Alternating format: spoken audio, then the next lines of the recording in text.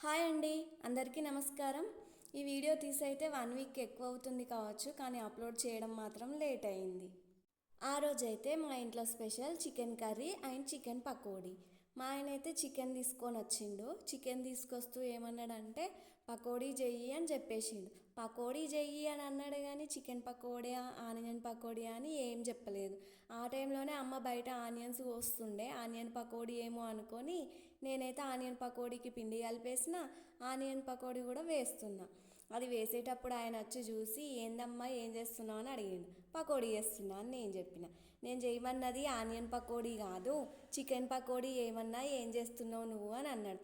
అయ్యో మరి సగం సగం ఎందుకు చెప్పడం, కంప్లీట్గా చెప్పచ్చు కదా. నేను పకోడీ అంటే ఆనియన్ పకోడీ అనుకొని అదే చేస్తున్నా, చికెన్ పకోడీ అని క్లారిటీగా చెప్పచ్చు కదా అని చెప్పేసి మళ్ళీ చికెన్ పకోడీ స్టార్ట్ చేస్తున్నాం. చూసిర్రా, నాకైతే డబల్ పని.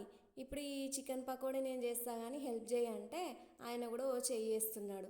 హెల్ప్ అంటే ఆయన ఏం చేయట్లేండి, అన్నీ మ్యాగ్నేట్ చేయడానికి అన్నీ కలిపేసి ఇస్తుండు. దాంట్లో నా చేయి కూడా పడుతుంది. గరం మసాలా, కారపొడి, పసుపు, ఉప్పు, కొద్దిగా కార్న్ఫ్లోరు, నిమ్మకాయ రసం, కొద్దిగా పెరుగు వేసుకొని అన్నీ బాగా కలుపుకోవాలి. మ్యాగ్నేట్ చేసేంత టైం లేకుండే, అందుకని ఆ వెంటనే చేసేసినాం అన్నట్టు. ఇలా కలిపి పెట్టుకున్న తర్వాత ఒక 1 అవర్ అన్నా 2 అవర్స్ అన్నా అలా మ్యాగ్నేట్ చేసి పెట్టుకుంటే టేస్ట్ బాగుంటుంది.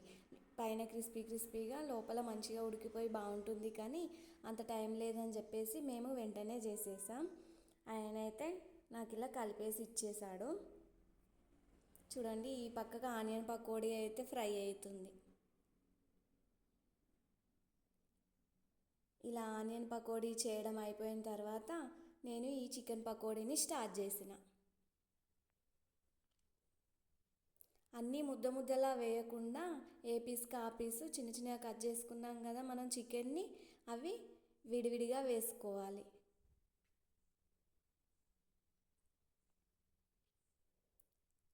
ఫస్ట్ అయితే హై ఫ్లేమ్ పెట్టేసుకొని తర్వాత ఒక 1 మినిట్ 2 మినిట్ అట్లా ఫ్రై అయిన తర్వాత కొంచెం సిమ్లో పెట్టేయాలి. ఎందుకంటే పైన కాలుతుంది కానీ లోపల ఉడకదు. అందుకే ఫస్ట్ కొంచెం హై ఫ్లేమ్ పెట్టేసి తర్వాత మీడియంలోకి పెట్టేసి సిమ్లో పెట్టేయాలి.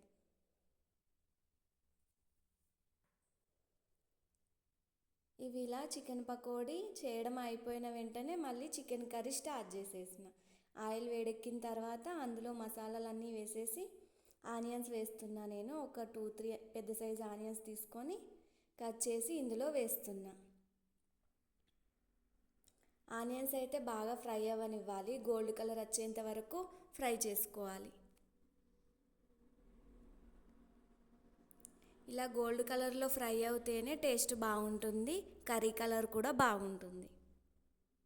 ఇప్పుడు అలా ఫ్రై అయినాయి కదా, అవి ఫ్రై అయిన వెంటనే ఈ చికెన్ని అందులో వేసి కలుపుకుంటున్నాను. ఈ చికెన్ని కూడా ఊకే కలుపుతూ ఉండకూడదు, ఎందుకంటే విరిగిపోతాయి కదా ముక్కలు. అందుకే అప్పుడప్పుడు మధ్యలో కలుపుతూ ఉండాలి. ఇప్పుడు ఇది ఇలా ఉడుకుతుండగానే కొద్దిగా పుదీనా ఆకు వేస్తున్నాను. ఇందులో ఉన్న నీరంతా ఇంకిపోయేంత వరకు ఉడకనివ్వాలి. ఇప్పుడు కొద్దిగా పసుపు వేసి మళ్ళీ ఉడకనిస్తున్నాను నీరంతా ఇంకిపోయేంత వరకు. ఉప్పు ఇంకా వేయలేదు, ఎందుకంటే ఆల్రెడీ చికెన్లో నీళ్ళు ఊరుతుంది కదా, మరి ముందే ఉప్పు వేసేస్తే ఇంకా నీళ్ళు ఊరుతుంది. అందుకే నీరంతా ఇంకిపోయిన తర్వాత సాల్ట్ యాడ్ చేస్తాను. ఇప్పుడు ఇందులో టేస్ట్కి సరిపడా ఉప్పు వేస్తున్నాను. ఉప్పు వేయగానే కారప్పొడి కూడా వేస్తున్నాను టేస్ట్కి సరిపడా.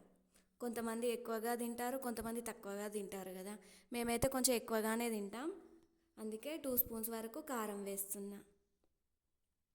ఈ కారం అంతా ముక్కలకు మంచిగా పట్టేంత వరకు ఫ్రై చేయనివ్వాలి. చూడండి, పచ్చిమిర్చి ఉంది కదా, నేను మధ్యలోనే వేస్తున్నాను. అంటే కర్రీ ఉడికేటప్పుడు వేస్తున్నాను, స్టార్టింగ్లో వేయట్లేదు. కూర ఉడికేటప్పుడు వేస్తే ఆ పచ్చిమిర్చి ఫ్లేవర్ కూడా బాగుంటుంది చికెన్ కర్రీలో. ఇప్పుడు ఈ కారం అంతా ముక్కలకు పట్టేట్టుగా మంచిగా కలుపుకొని ఒక 2 మినిట్స్ ఉడకనివ్వాలి.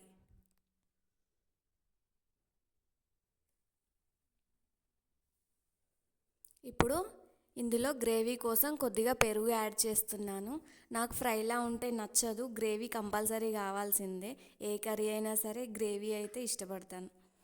అందులోనూ ముఖ్యంగా చికెన్ కర్రీలో గ్రేవీ ఉంటేనే నచ్చుతుంది.